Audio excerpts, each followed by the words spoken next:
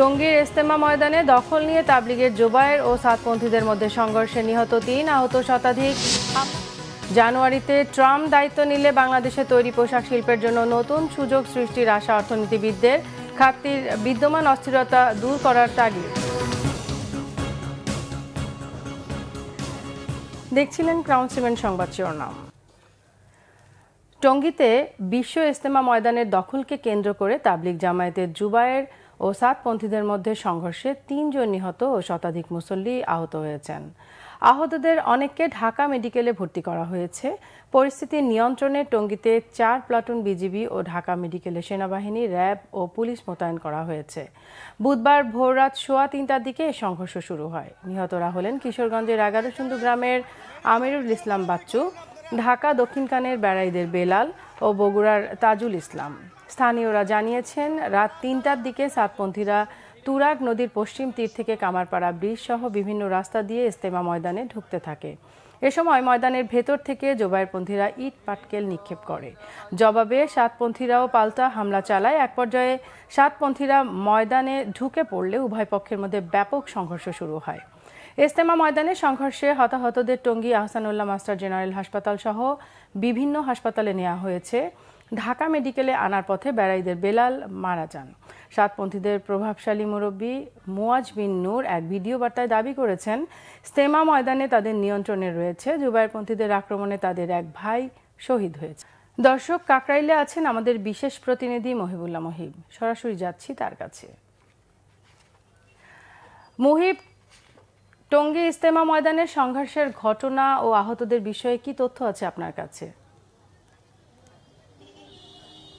আমি মূলত রয়েছি এই মুহূর্তে তাবলিগ জামাতের যে কেন্দ্রীয় মারকাজ মসজিদ, কাকরাইলস্থ যে কাকরাইল মসজিদ, সেই মসজিদের সামনে রয়েছে। আপনি ইতিমধ্যেই জেনেছেন যে মধ্যরাতে অর্থাৎ রাত 3:30টার দিকে তাবলিগ জামাতের যেই ইজতেমা, সেই ইজতেমার প্রস্তুতির জন্য যেই সাথী ভাইরা যেখানে অবস্থান করছিলেন, তখন হঠাৎ করে যেটি ঘটেছে যে তাদের প্রতিপক্ষ অর্থাৎ সাতপন্থীরা এসে তাদের উপরে ঘুমন্ত বিশেষ করে মুসল্লিদের উপরে অতর্কিত হামলা চালায়, যেটি আমরা জেনেছি প্রত্যক্ষদর্শীদের কাছ থেকে। এবং সেই হামলায় কয়েকশো বিশেষ করে মুসল্লি আহত হয়েছেন এবং 3 জন ইতিমধ্যেই মারা গেছেন। সেটি নিশ্চয়ই ইতিমধ্যেই গণমাধ্যমে প্রচারিত হয়েছে। তবে জুবায়েরপন্থী যারা, তারা যেটি বলেছেন যে আসলে তারা ঘুমন্ত ছিলেন এবং ঘুমন্ত অবস্থায় মূলত অতর্কিতভাবে হামলা করেছে, যেটি গণমাধ্যমে মূলত দুই পক্ষের সংঘর্ষ বলা হলেও এটি আসলে কিন্তু তারা মানতে নারাজ এবং তারা বলছেন যে এটা একপক্ষীয়ভাবে অর্থাৎ অতর্কিতভাবেই হামলা চালানো হয়েছে এবং নিরস্ত্র ঘুমন্ত মুসল্লিদের উপরে হামলা চালিয়ে বেশ কয়েকজনকে হতাহত করা হয়েছে। এবং যারা গুরুতর আহত হয়েছেন অসংখ্য মুসল্লি, তারা ইতিমধ্যেই কাকরাইল মসজিদে তাদেরকে নিয়ে আসা হয়েছে এবং গাজীপুরের যে আহসানুল্লাহ মাস্টার হাসপাতালে অসংখ্য মুসল্লি ভর্তি রয়েছেন এবং ইতিমধ্যেই 3 জন কিন্তু মারা গেছেন, যেই তথ্য ইতিমধ্যেই জেনেছেন।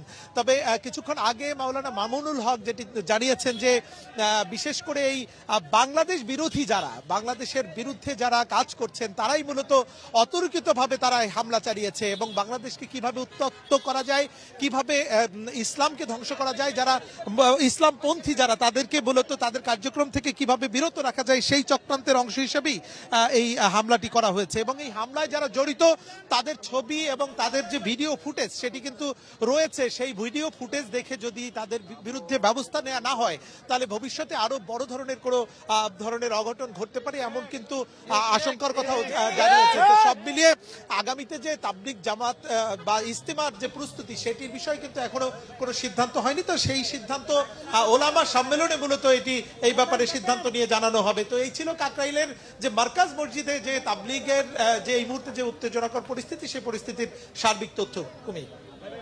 মহিব, আপনাকে ধন্যবাদ। জানুয়ারিতে যুক্তরাষ্ট্রের প্রেসিডেন্ট হিসেবে ডোনাল্ড ট্রাম্পের দায়িত্ব গ্রহণ বাংলাদেশের তৈরি পোশাক শিল্পের জন্য নতুন সুযোগ সৃষ্টি করতে পারে বলে ধারণা অর্থনীতিবিদদের। নতুন মার্কিন প্রেসিডেন্টের চীনা পণ্যে শুল্ক বাড়ানোর সম্ভাবনার সুযোগ কাজে লাগাতে পোশাক খাতের বিদ্যমান অস্থিরতা দূর করার তাগিদ তাদের। এদিকে তৈরি পোশাক মালিকরা বলছেন, 5 আগস্ট দেশের রাজনীতির পথ পরিবর্তনের অস্থিরতা কাজে লাগাতে চাইছে ভারত সহ প্রতিযোগী দেশ। গোলাম মইনুল আহসানের রিপোর্ট। জুলাই বিপ্লবের সময় দেশের রেমিটেন্স প্রবাহ কমে যায় মারাত্মকভাবে। তবে অন্তর্বর্তীকালীন সরকার দায়িত্ব নেওয়ার পর চিত্র পাল্টে গেছে। দেশের রেকর্ড পরিমাণ রেমিটেন্স আসা শুরু হয়েছে। তবে এখনো পোশাক খাতে অস্থিরতা পুরোপুরি কাটেনি। কমে যাওয়া বায়ারদের ক্রয়াদেশ এখনো সেভাবে বাড়েনি। ফলাফল হিসেবে রপ্তানি ঘুরে দাঁড়াতে পারছে না। অনেক দিন যাবৎ বিশ্ববাজারে তৈরি পোশাকের চাহিদা এতে ধীর গতি ছিল, সেটা এখন রিকভার করা শুরু করেছে। এটা হচ্ছে মোক্ষম সময় যে আমাদেরকেও কিন্তু আমাদের প্রতিযোগিতার সক্ষমতার মাধ্যমে কিন্তু বিশ্ববাজারে ওই যে রিকভারি হচ্ছে সেটার সুযোগটা কিন্তু নিতে হবে।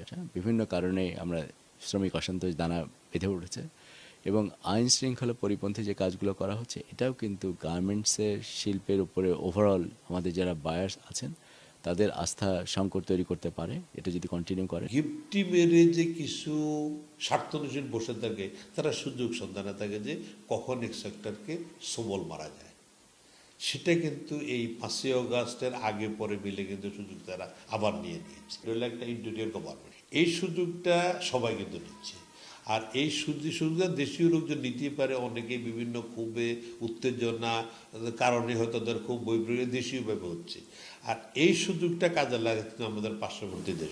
আগামীতে মার্কিন বাজারে তৈরি পোশাক খাতে শক্ত অবস্থানের সম্ভাবনা দেখছেন বিশ্লেষকরা।